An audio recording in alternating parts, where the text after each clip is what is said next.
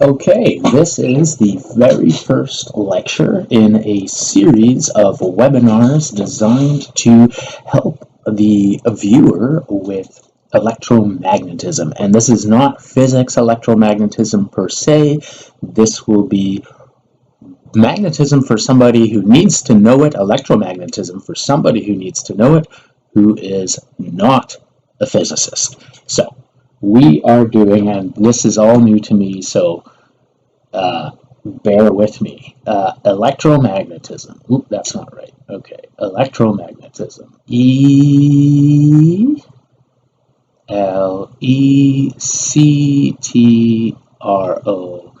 Electro. Electromagnetism.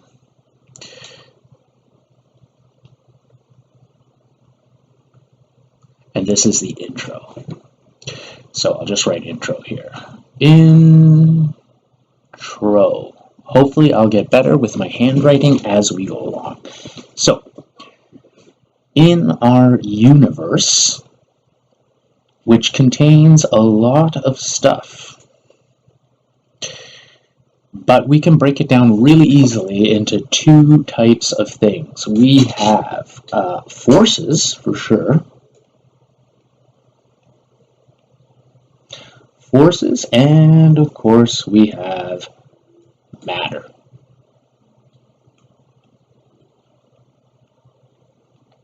Matter. Okay, so what are the differences? That's the most basic way we can divide up absolutely everything in the universe. Is one of two things. It's a force or it's stuff. And that's basically what matter is. Matter is stuff. And forces are things that happen to stuff.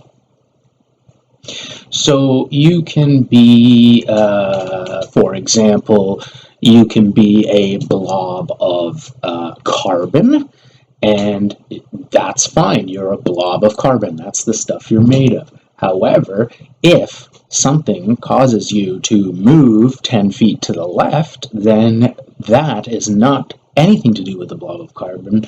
That has something to do with something happening to the blob of carbon. So this force that's moving the blob of carbon, it happens to stuff. Okay. Now to understand electromagnetism, you have to understand both of these things. You have to understand forces and matter. It's not just forces. But let's start with forces because that's the easier place to start, because matter requires a little more brain power. Not much, but a little more. Okay, forces.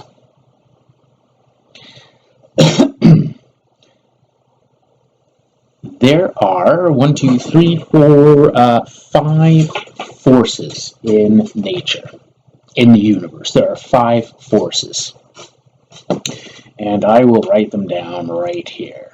We have, number 1, we have the force of magnetism. Magnetism. Force number 2. This should not be a big surprise. Electricity. Electricity. Now for forces you may not have ever heard of before. We have magnetism and electricity. These should be regular and easily identifiable, at least on a layman's level. But there is also the weak nuclear force. Weak nuclear force. There is the strong. Guess they were running out of creativities, but there's also the strong nuclear force. And last but not least, gravity. Now, Magnetism and electricity have been known for a very long time. Magnetism was probably, and electricity for that matter, probably both noticed around caveman times, maybe. Magnetism is the phenomena where two objects will stick together or repel each other if they have same or different magnetic charges, and electricity is the phenomena where electrons will move back and forth between some form of matter depending on the charge of the matter. But in any case, there's magnetism and electricity, and what happened here in the late 1800s, it was discovered that these two forces are actually the same force. They were unified in the late 1800s, so late 1800s. We were unified into one force, and they call that electromagnetism. Surprise, surprise.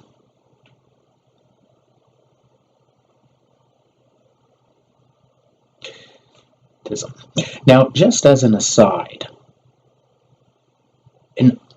matter or stuff can have certain properties. Any chunk of matter, for example, a chunk of matter like you're a chunk of matter, it can have weight or mass. That's a property of you, for example. So another property that all matter has is an electric field and a magnetic field. It has both of those. So at any given point in time, for example, your body has a magnetic field associated with it. It's not very strong because you don't walk around getting attracted to stuff, but you do have a magnetic field, and that has a value at any given point on and around you. Same with electricity. Like a piece of wire has an electric field that is around it and in it, depending on its distance, and has a value at any given time.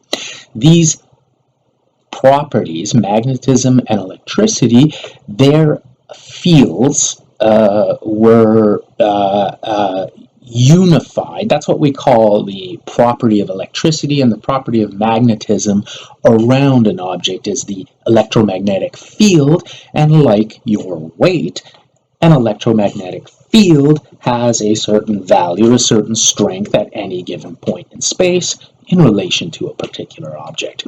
So now we don't just say something has a magnetic field or an electric field, it actually has an electromagnetic field. And you don't need to know this for anything you're going to do with automotive technology, but it's interesting nonetheless, and that is, if you have a magnetic field and it's moving, that creates an electric field.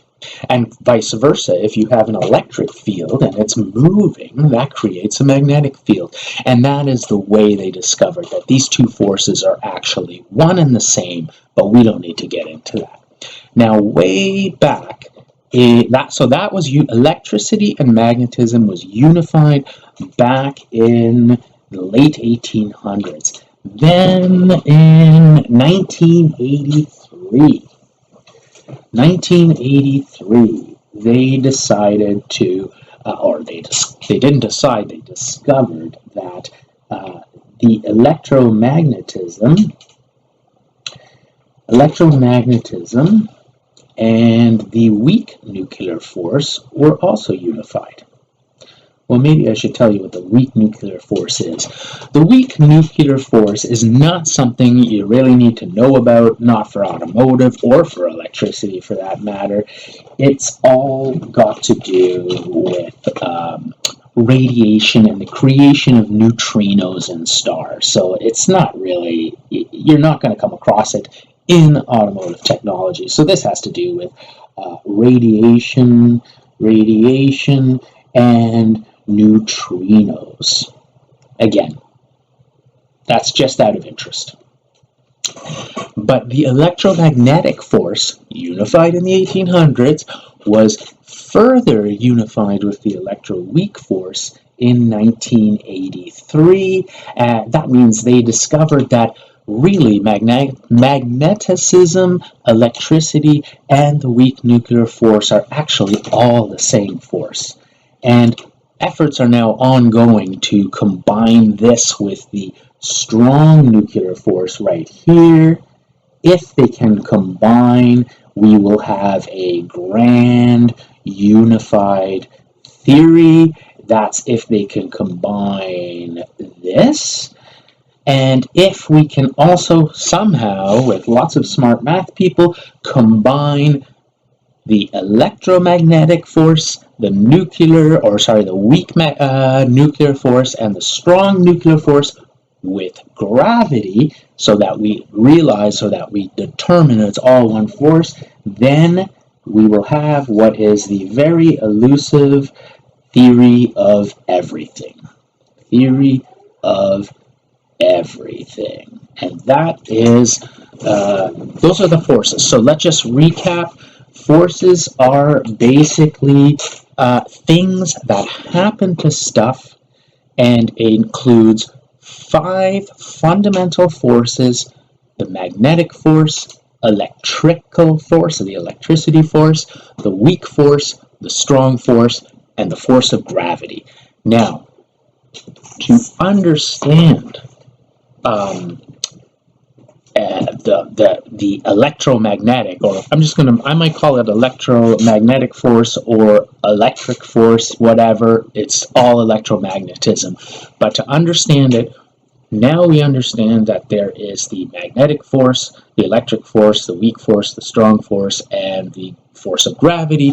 So now we can take a closer look at the other side of the equation, which is the stuff, the matter, that is fundamental to telling us how the electric force works. So we know what the forces are.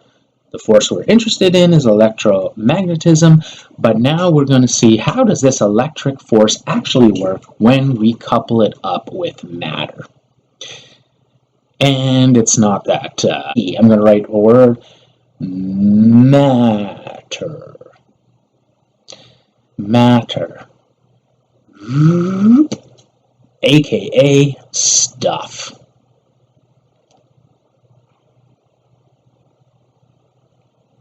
Okay, so there is stuff in the universe. We know there's forces, we just talked about it, but there's also stuff. And stuff is what scientists call matter. And matter is important if you want to have an understanding of how electricity works. So, first of all, matter, there's different types of matter. There are different types of matter. There are elements,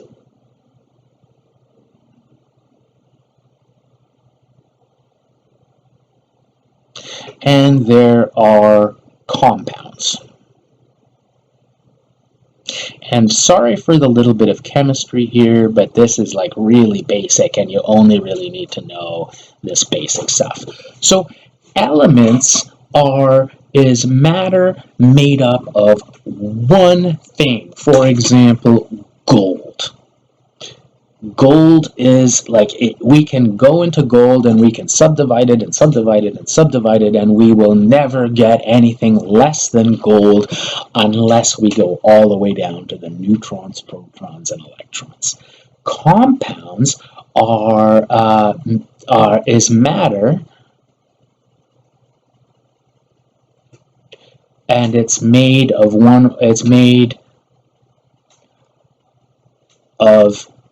2 or more elements.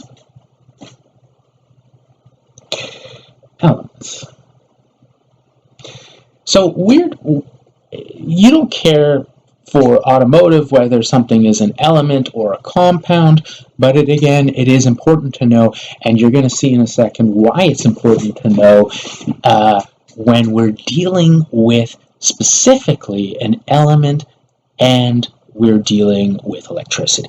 So, an element, like I said, is the most basic form of matter you can get and still be something in regular life. Like, we can take an element, like, for example, a chunk of gold, and we can break it down into ever tinier chunks of gold, but at some point we're going to get to a part where we get to, there's no more, if we take the gold anymore, all we've got left are electrons, neutrons, and protons, and that is the low, but we can't get lower than gold. We can't get anything but gold unless we move into the electrons, protons, and neutrons.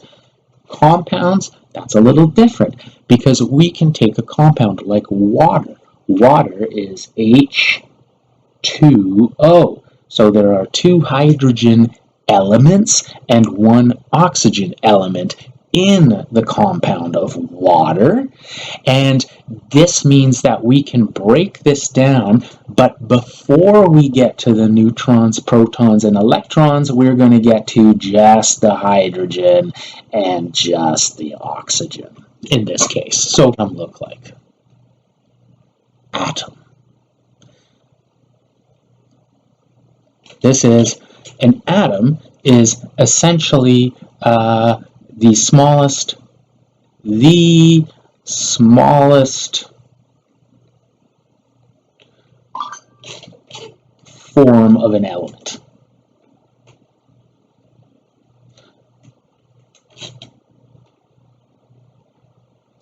Now, so in other words, if I had a hydrogen atom, it would look like this.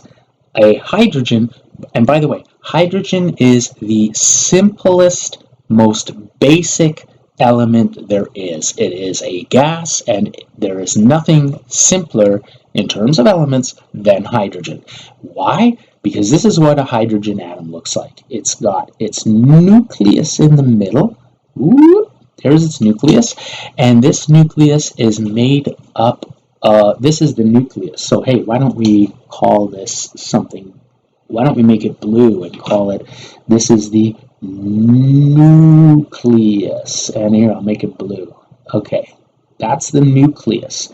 Now, nucleuses are made up of protons and electrons. So in a atom, the nucleus, which is the middle part of the atom, it is made up of, in the case of hydrogen, this, I'm going to write this here, this is going to be hydrogen, okay, hydrogen. In the case of hydrogen, the nucleus consists of only one. Around this nucleus, and now I'm going to be fancy and I'm going to use red, going around this nucleus is 1 electron, and here he is. This is my diagram of his valence shell. What a crappy valence shell, or sorry, what a crappy shell. So this hydrogen atom that you see here is the simplest type of element there is, and you can see it is made up of 1 proton and 1 electron. That electron is right up at the top here. I'll just write electron, and it has a little minus sign because it's negatively charged. So maybe I should talk about that for a second, just so it's not all gobbledygook for you. So remember back when I was talking about electromagnetic fields. Any object in the world has an electric or an electromagnetic field associated with it. How strongly is it electrified? Maybe you could think about that. So like you as an object have a mass, you have a weight. That's just something you have. Electromagnet or electricity is a little different from mass, because you can be 100 pounds or you can be 70 pounds, but you can't be negative 70 pounds or negative 100 pounds. That's not the case with an electric field. An electric field can have a value, a strength, and it can, in addition to that strength, it can also have a positive or a negative value. So we could have an electric field, I'm just making up a number, of 7, but that doesn't tell us whether that electric field is negatively charged or positively charged. Now, Electrons, which I'm showing you right up here, these electrons are negatively charged. So that's crazy. So we have an electron, which is one of the tiniest constituents or basic elements of matter. There's no fundamental particle that's smaller than the electron, or rather, the electron is one of the many fundamental smallest particles. The proton, surprisingly, is not one of the smallest fundamental particles. There are smaller particles than the proton. For example, the proton is made up of quarks, and the quarks are a basic element of matter. So the protons themselves, though, which is quite interesting, they are positively charged. So they get a little plus sign right there. And this, we know, or you should know from just like basic being alive, that anytime there's a electron or something like this electron here with a positive charge, negative charge, and it is close to something, this proton, with a positive charge, they want to attract each other. And this is why atoms stay together. I've totally oversimplified that. It's not actually the reason atoms stay together, but in basic chemistry, this is what we would say.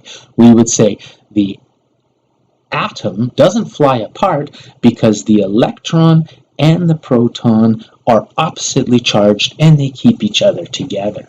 Now, quite interestingly, you have here we have another atom. Let's look at another atom. That's terrible H. Okay, now we're going to talk about a different atom called helium. Helium is the second lightest atom in the periodic table of elements, and helium is composed of, quite interestingly, it also, like every other element in the world, it has a nucleus, but that nucleus is composed of 2 protons, and I'm just going to pick a different color here, 1 neutron. Not really a very good different color, but in any case, you know what I mean. So we have this proton and this neutron, and it is, let's see here, so we've got proton, neutron. We know that this proton are positively charged. Neutrons, by the way, are not charged. They are neutral. So we can say that they are, they don't come into consideration when we try to determine why this atom isn't falling apart. A neutron has no charge, it's 0. So here's my little 0 for the neutron. And then we know that the other 2 elements of the nucleus, the protons, are positively charged. So there's 2 positive charges in there. Now we have this electron orbital shell, or you think of it like a planet orbiting. It's not quite an accurate description, but in this case, we have 2 electrons. Remember, it's always easy to know how many electrons you have in any given situation, because the number of electrons you have in normal cases equals the number of protons. And in this case, these electrons are negative charged. So we see that we have 2 negative charges and we have 2 positive charges. We're balanced. So perfect. That's helium. And helium has no other charge. Now, if we take a look at the periodic table of the elements, which maybe what I'll do is I'll just bring it on over here so we can look at it. Okay, so here we see a periodic table of the elements. this thing, which you as an automotive guy, you will really never have to use this, but for understanding, it's still pretty good. So the periodic table of the elements basically shows all the elements that we know about, starting with helium right here in the top left, and then moving over the same way you would read a book, so left to right, top to bottom, and it lists all the elements that we know of. Remember, elements are the most basic forms of matter before you get down to fundamental elementary particles. So there is nothing less than this hydrogen atom up here in the top left. If we broke it down anymore, we would just have neutrons, protons, electrons, and things like that. We wouldn't have anything like we wouldn't have like with water, where we can break water down into hydrogen and oxygen. So the periodic table, and again, you're not going to be studying it, but it's actually a brilliantly arranged table, and it provides scientists with tons of information because of the way it's arranged. But you don't care about all that. What you care about are these very small numbers, which I just erased. These very small numbers in the upper left-hand side. There, I just erased that off. So these here, let's go closer to those numbers. So we have these numbers these numbers right here in the upper left. See that little 1 right there? That's called the atomic number. Now the atomic number is the easiest thing you're ever going to have to know about chemistry, which will help you with electromagnetism, which will help you with the electricity side of the automotive technology. Atomic number. Atomic number, all that means is the number of protons in a hydrogen atom is 1. So remember what I said. If we have a hydrogen atom, we have 1 proton, which for some reason it's not letting me draw. There's the hydrogen atom. It has 1 proton. Here, if we go all the way across to the next lightest atom, we have the helium atom. Its atomic number is 2. That means it has 2 protons. And so on and so forth. So let's go to copper, because copper is something you may use in terms of copper wire in a car. Look at copper. Copper has an atomic number of 29. That means it has 29 protons, and it has a 29 protons means that's a lot. That's a lot of drawing, and I'm not going to draw it all out, but that is basically copper 29. That's why it's easier to talk about things like helium and hydrogen, because there's less drawing involved. Now take a look at this table. The important thing you're going to have to know on this table is, once again, atomic number, which is not that hard. I told you, atomic number is the number of protons in the particular element. And the other thing is just the general classification of it. So you can see here that the classification, see how they're color-coded? They're all like each element belongs to a different class of color-coded stuff.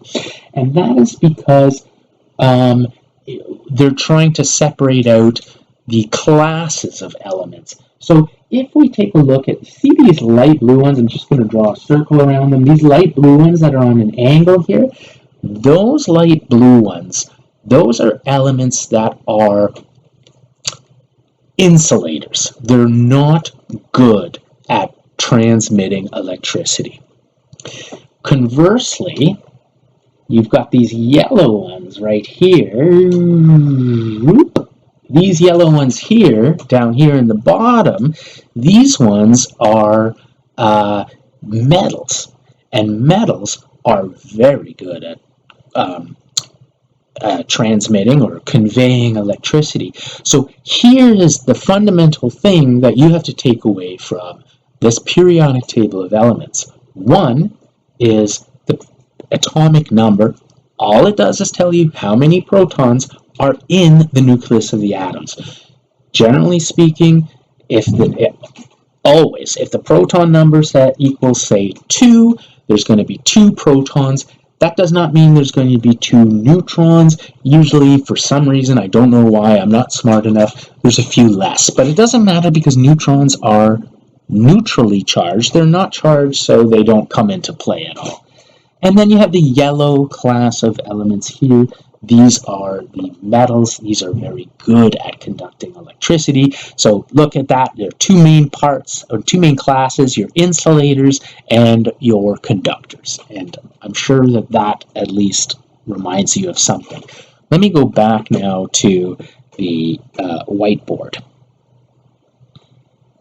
Okay.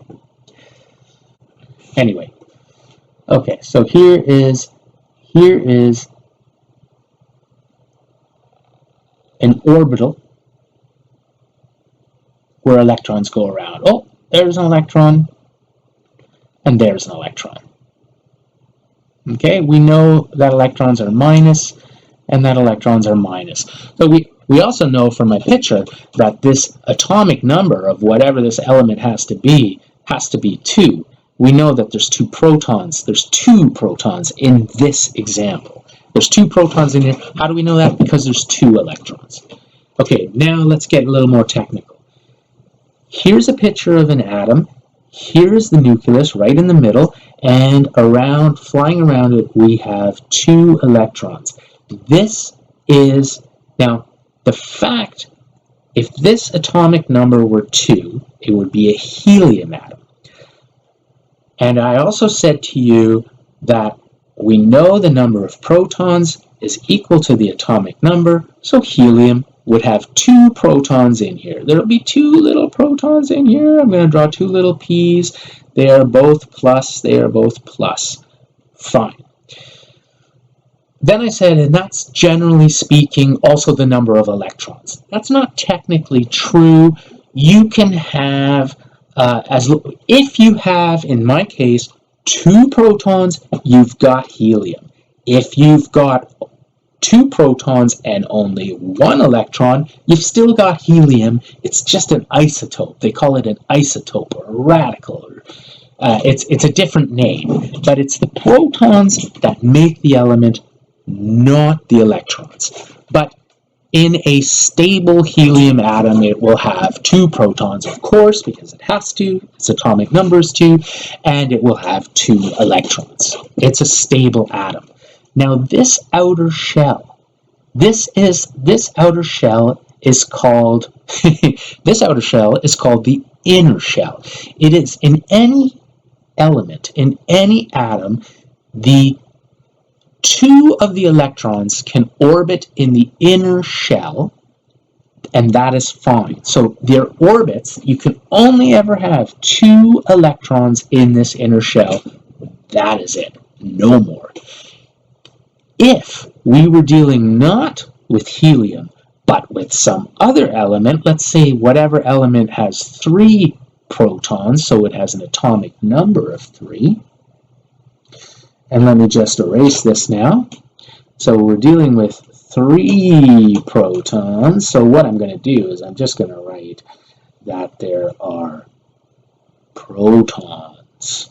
There's 3 of them, and they are positively charged. Now, in a normal situation, if we know that a proton has, that an element has 3 protons, that is also, in a normal case, going to have 3 electrons. Now let's take a look. What proton is that, you ask? Well, that's easy. What element is that, you ask? Well, that's easy. I just have to go over to my periodic table of elements, and I need to look up atomic number 3, because that's how many protons I said, and look at that. That's lithium. So what I'm talking about in my example is none other than lithium. And I think lithium That's the symbol for lithium. So it's got a third atom. I told you already that this inner shell can only ever contain 2 electrons. Can't contain any more. However, we can have an outer shell that can contain more electrons. What a shitty outer shell. Okay, let me make that better. Just going to erase that. There we go. Do a little bit of erasing. And we are almost done in inner shell. Woo! Boom. Okay, so there's my inner shell. And guess what? I can have another electron. That's the 3 electrons. And it's going to be negatively charged, not positively charged.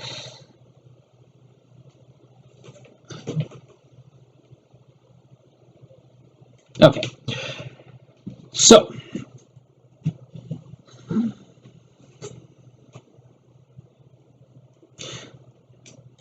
now what we have is a complete picture of this atom with its inner shell containing the maximum number of electrons it can have, which is 2, and then the outer shell here, which just contains its leftover electron. This is 1 sole electron flying around the outer shell, and this outer shell can hold a maximum. Let me even make it in a different color. Make it in red. This one can hold 8. Well, so much for red. This one can hold 8, up to 8 electrons. So this one can hold 2, and this one can hold 8. And guess what? There is yet another shell that goes around. I'm not going to draw the whole thing, but it goes around, and this one can hold up to 10. And it keeps going up. Now, you're never going to have to go past, I don't think in automotive you would ever have to go past 10, but it's, past the 3rd outer shell or the 2nd outer shell. You'll never have to go past that. I highly doubt it. Maybe into the 4th, but it doesn't matter for the understanding. So the understanding, what I mean by that, it doesn't matter, is that I already described to you that this is the inner shell it can hold 2. The next shell is called the outer shell. It can hold 8. The next shell is yet another outer shell. It can hold 10. And whatever you're talking about, whatever element you're talking about, the outermost shell, this one, in the case of lithium, is called the valence shell. The valence shell. Now, this is also the valence shell right here. This guy would also be a valence shell, but he doesn't exist in lithium. Lithium only has the inner shell, and it only has 1 outer shell, which is then called the valence shell. There is no valence shell. Okay, now, the deal with these shells is this.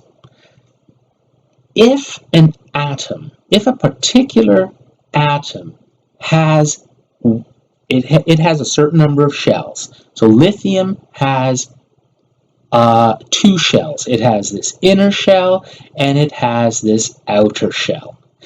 If all of its shells are filled up to the maximum, then we say that atom is stable. So here in lithium's case, the inner one is completely filled up. It can only hold 2, and it has 2. The outer or valence shell could hold 8, but it only has 1. Therefore, lithium is not an inherently stable atom. This electron here in the valence shell is going to be looking either to go somewhere else or it's going to be looking to form part of the orbit of another electron, of another atom, while simultaneously maintaining the orbit of this atom. It's free to be used somewhere else, is what I'm saying. These guys in the inner shell are not free to be used somewhere else. This guy in the outer shell, because we don't have 8 electrons in the outer shell, we only have 1 electron in the outer shell. This one in the this electron in the valence shell is unstable. He's looking to either move somewhere else completely or form part of a bond with another atom and this one, and be part of 2 atoms, so to speak. So that is why things like copper are such good electrical conductors. So if I take copper, I think copper is Cu. If I take copper, I definitely have the nucleus in the middle. We already know that it has 29, its atomic number is 29, so it has 29 protons. They are all positively charged. Then we already know it's going to have an orbital here of electrons. It's going to have another orbital around that. It's going to have another orbital around that.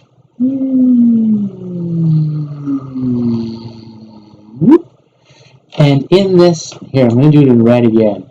It's going to have 2 electrons in there. Oops. It's going to have 2 electrons in there. It's going to have 8 electrons in there. It's going to have 10 electrons there. That gives us 18.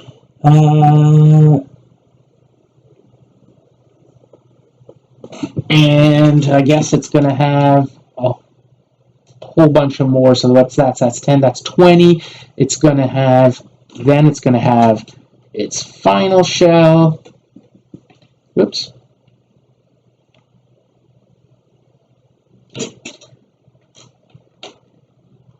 It's going to have its final shell. I'm totally off here. Sorry about that.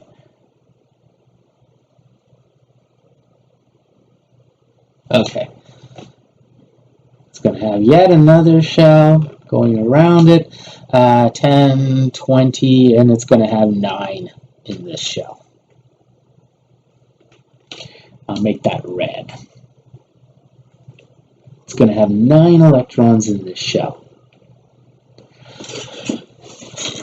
This outer shell can hold more than 9. I don't remember the formula, but essentially the point of this topic is this outer shell can hold more than 9, therefore the valence shell, which is the most outer shell of copper in this example, is not stable. These electrons here are going to be looking to bind somewhere else. That's my eye looking to bind somewhere else. And this is why the metals are such good conductors, because I believe almost all metals do not completely fill up their outermost valence shell with the maximum number of electrons. Therefore, the electrons in a metal's outer shell will be seeking to either go to a completely different atom or to form some sort of double bond so that it's still maintaining its bond in this copper atom here, and it's maybe bonded to some other element or another copper element. Who knows? So that's what we are talking about when we're talking about valence shells. And that's why, for example, as I just illustrated, metals are such good conductors, because they are unstable and they have electrons that don't fill up their outermost valence shells. We can compare this, if we wanted to conductors, the sort of light blue section of the periodic table of elements. Those ones, for the most part, all their outer valence shells of each of the conductor elements are completely filled up, and there are no more semi-filled up outermost shells. Therefore, those atoms are stable. They don't like to conduct. They're insulators. Therefore, they're used as like around insulation around wires because they don't conduct electricity. Okay, let's take a look and see if we can get more specific. Well, there's really not too much more specific. So what we looked at was known or is known as the Rutherford model. The Rutherford model of an atom is exactly what just we've been describing. We've got the nucleus, and remember the nucleus is made up of protons and neutrons, and then we've got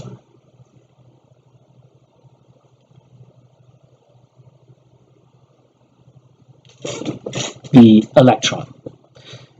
That is the Rutherford model, or the Rutherford picture of the atom. Now, there are other models of the atom, but you won't need to, you don't really need to use them. So the other, and probably, by the way, much more accurate, is the wave function. Wave function, or Copenhagen interpretation.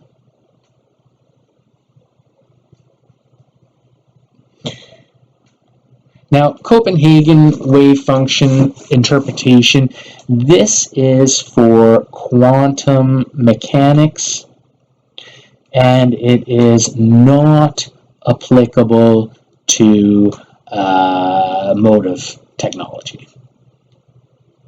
So we are going to be using, in our discussions, we are going to be using only this picture, the Rutherford model of the atom.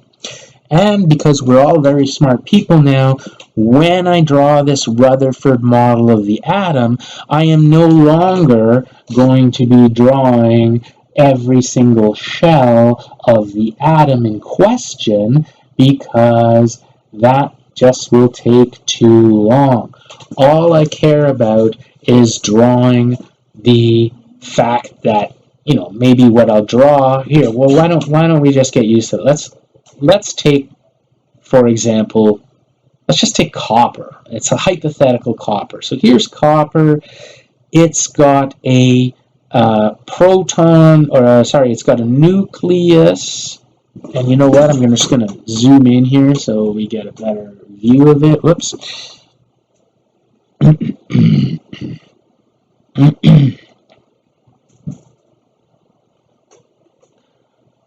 Okay, so it's got a nucleus, which is, we already know, made up of a proton and a neutron, and it's got 29 of these in copper. But all I'm going to do, I'm not going to draw all those rings anymore. I'm just going to draw the outer ring.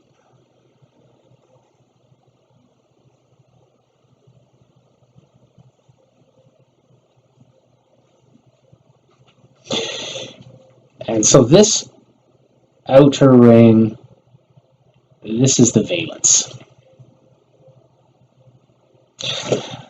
Also, I'm not going to draw the 9 atoms that, the 9 electrons that are in the outer valence shell of copper. I'm only going to draw one of them because I only need one of them. And now, so here we have an atom of copper, and it is, it's got, in actual fact, 9 of these electrons on its outer shell with negative charge. again, not overly important. You're going to see what I mean here. So now let's just pretend in our imagination that we have a copper wire. So what do we know about a copper wire? Well, we know that if we have one atom of copper here, we're going to have another atom of copper right here. Another atom of copper right here, and it's going to look exactly the same as this atom. However, this atom, and again, this is the valence shell. Because copper is unstable, it doesn't max out its outer valence shell capacity. These atoms are, as I said before, are looking to go somewhere else. So this atom out here, I know there's 9 of them, but let's just pretend there's 1 to make it simple. This atom here is going to jump, this electron here is going to jump to this atom.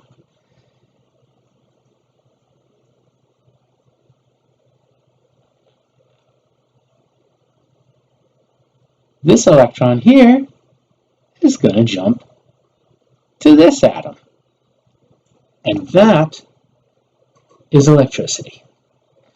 So now, to sum up, we know, first we learned about the structure of matter. And we learned elements all have nucleuses and they all have electrons. And elements are, you can't break down an element any more than what it already is without dipping into fundamental or basic constituents of matter. Water, which is H2O, you can break it down and break it down and break it down. Eventually you're going to get to a spot where you can break down to hydrogen and water. That's the compound or the molecule.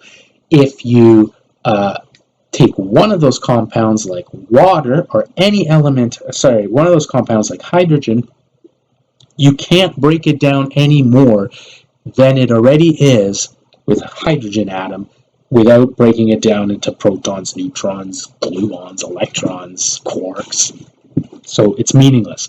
So we learned that the most basic constituents of matter are elements. Elements are composed of even more fundamental particles of matter, the electrons, the neutrons, and the protons. We know that the neutrons are made up of, the nucleus, is made up of protons and neutrons. The atomic number tells you how many protons are in the nucleus. We learned that every atom has a number of shells that go around it. Each shell can contain a certain number of atoms, and if the outermost shell contains, not atoms, electrons, if the outermost shell does not contain its maximum number of electrons, we get the electron wanting to move from one atom to another in the case of electricity. We also learned about forces, and the forces in this case are, we learned that there's 5 fundamental forces. We've got gravity, the strong nuclear force, the weak nuclear force, and electromagnetism being the electric force and the magnetic force. And here, this movement right here, that's the electromagnetic force. That movement is the electromagnetic force. We know some of the reason why it's doing it because of the valence shells and the electrons, and but we don't know the whole story. That whole story is the topic of the next lecture.